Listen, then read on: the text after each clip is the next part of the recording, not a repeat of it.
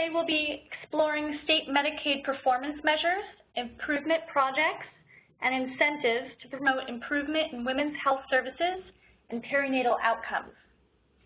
My name is Leigh Forbush, and I work at the National Institute for Children's Health Quality, also known as NICHQ. And this webinar is the fourth webinar in NICHQ's Infant Mortality Expert Webinar Series.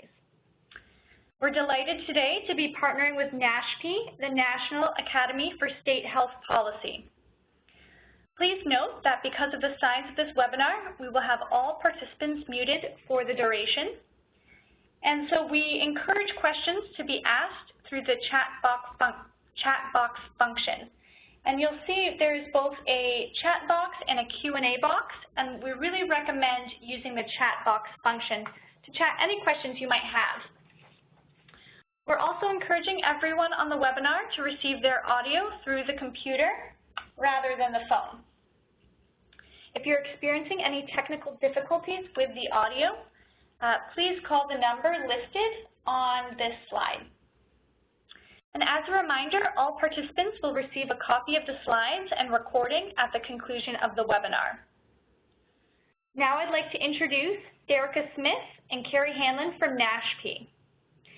Derica Smith is a policy associate at the National Academy for State Health Policy, also known as NASHP, on the Child and Family Health team, where she works on projects related to women, infants, and children.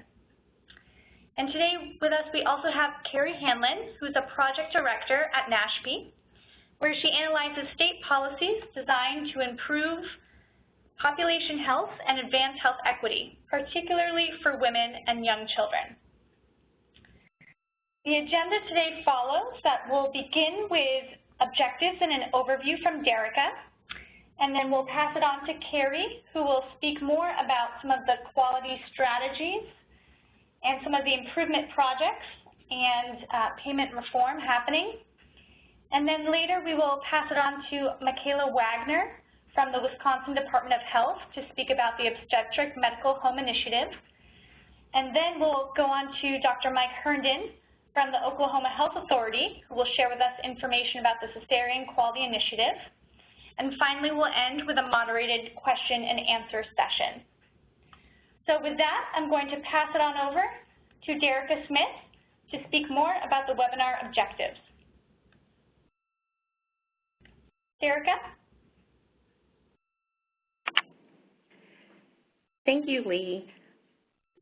The overall objectives of this webinar are to describe innovative Medicaid strategies to improve perinatal outcomes, explain how to use state Medicaid quality measures for women's health services to improve perinatal outcomes, and to identify how a Medicaid agency can implement quality improvement strategies to promote high-quality, cost-effective perinatal care to improve birth outcomes.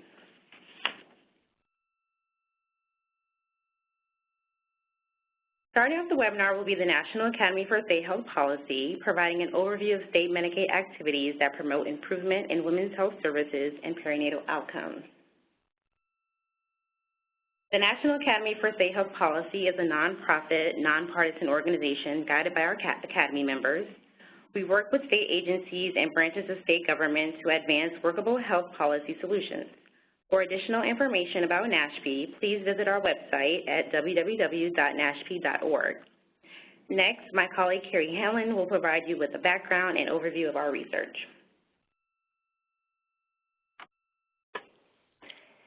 Thanks, Derica.